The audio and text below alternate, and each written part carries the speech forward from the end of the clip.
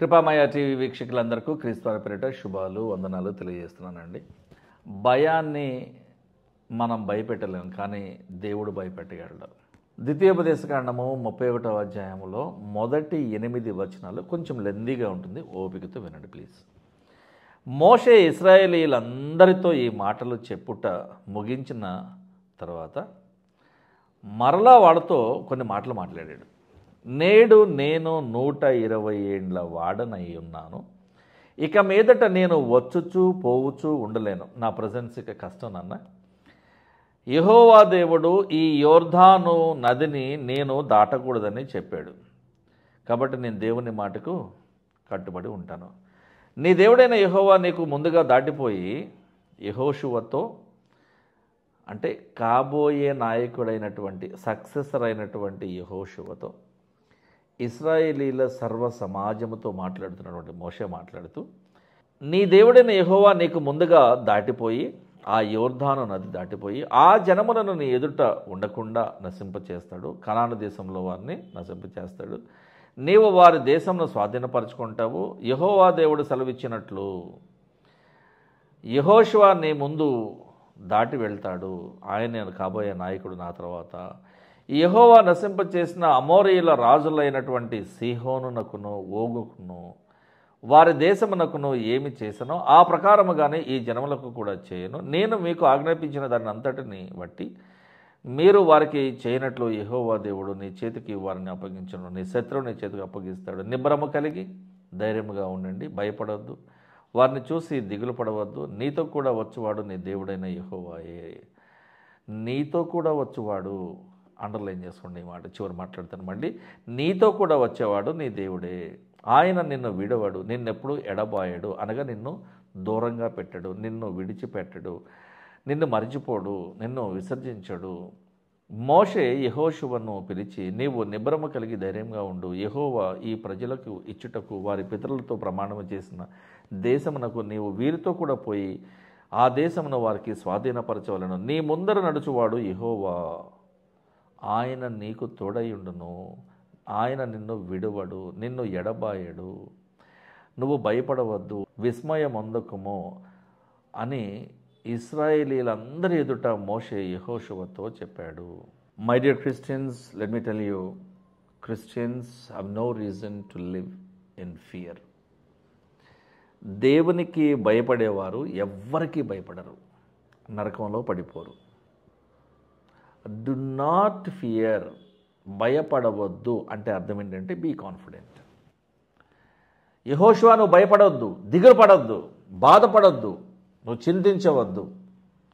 దేవుడు నేను దూరంగా పెట్టడు, ఎప్పుడు నీకు సమీపంగానే ఉంటాడు. Never lose your confidence, the war is of God. యుద్ధము యెహోవాది, యుద్ధము చేసేది యెహోవానే, గెలిపించేది ఆయనే, గెలిచేది నువ్వే. కాబట్టి యెహోషువ నువ్వు భయపడకు. నా తర్వాత ఈ లక్షల మంది ఇశ్రాయేలీల జనాంగమనంతా కూడా నడిపించి వాగ్దత్త దేశమునకు వీరందరినీ కూడా నడిపించవలసిన బాధ్యత నీదే. నువ్వు భయపడొద్దు. Do not lose your commitment, do not lose your confidence, depend on God. పేతురు గారు రాసిన మొదటి పత్రికలో 2:17 ఒక మాట ఉంటుంది, దేవునికి భయపడండి, దేవునికి మాత్రమే భయపడాలి. యేసు ప్రభు వారు కూడా ఒక మాట అంటాడు, మీ దేహమును మాత్రమే చంపేవారికి మీరు భయపడక మీ దేహమును మీ ఆత్మను కూడా నరకములో పడద్రోయగల శక్తి, అధికారము, హక్కు ఉన్నటువంటి దేవునికి మాత్రమే మీరు భయపడాలంటున్నాడు. చూసారా, ఆయన శిష్యుడైనటువంటి పేతురు కూడా దేవునికి మాత్రమే భయపడండి అంటున్నాడు. సొలొమోను గారు రాసినటువంటి సామెతల గ్రంథము 29వ అధ్యాయం 25లో, యెహోవా దేవుని యందు నమ్మకం ఉంచువాడు సురక్షితముగా ఉంటాడు. ఇంకేం కావాలి? నీకు సేఫ్టీ ఫస్ట్ అయితే, సెక్యూరిటీ ఫస్ట్ అయితే, నీకు ప్రొటెక్షన్ ఫస్ట్ అయితే, నీకు గైడ్ లైన్స్ ఫస్ట్ అయితే, ప్రతి విషయంలో నువ్వు సురక్షితంగా ఉండాలి అనుకుంటే నువ్వు నమ్మకం ఉంచవలసినది దేవునిలోనే. పౌలు గారు తిమోతికి రాసిన 2వ పత్రిక 1వ అధ్యాయము 7వ వచనంలో, దేవుడు మనకు శక్తిని, ప్రేమను, ఇంద్రియ నిగ్రహము గల ఆత్మనే ఇచ్చను, కానీ పిరికితనము గల ఆత్మను ఇవ్వలేదు. అంటే భయాన్ని భయపెడతాడు దేవుడు, మనలో భయాన్ని తీసివేస్తాడు దేవుడు, మనలో నమ్మకాన్ని ఉంచుతాడు దేవుడు, మన ఆత్మస్థైర్యాన్ని పెంచుతాడు దేవుడు, మనల్ని ఆత్మీయంగా బలపరుస్తాడు దేవుడు. ఎందుకో మాట చెప్పాను మీకు, నీతో కూడా వచ్చువాడు యెహోవాయే అని.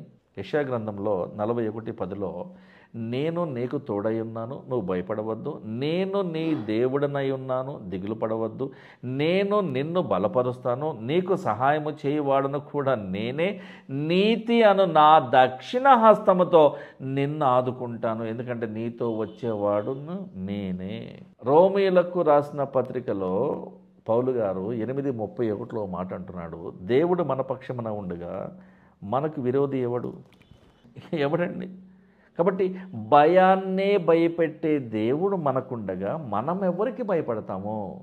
దేవునికి భయపడేవారు ఎవరికి భయపడరు, దేనికి భయపడరు, నరకంలో పడిపోరు. చిన్న ప్రార్థన. ప్రేమగల దేవా, కనికరమగల తండ్రి, ఈ కార్యక్రమాన్ని వీక్షిస్తున్న ప్రతి ఒక్కరికి కూడా నిజమైన మారు మనసును దయచేయండి. మా పరిచర్య నిమిత్తమై మీరు జ్ఞాపకం చేసుకున్నాడు నాయన.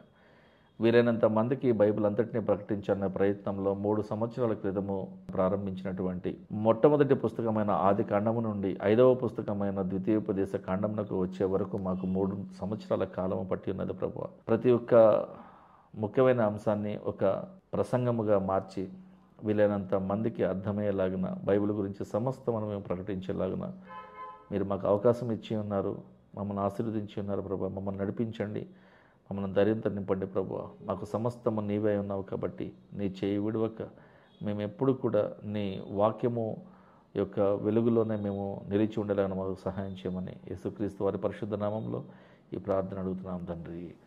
ఆమేన్.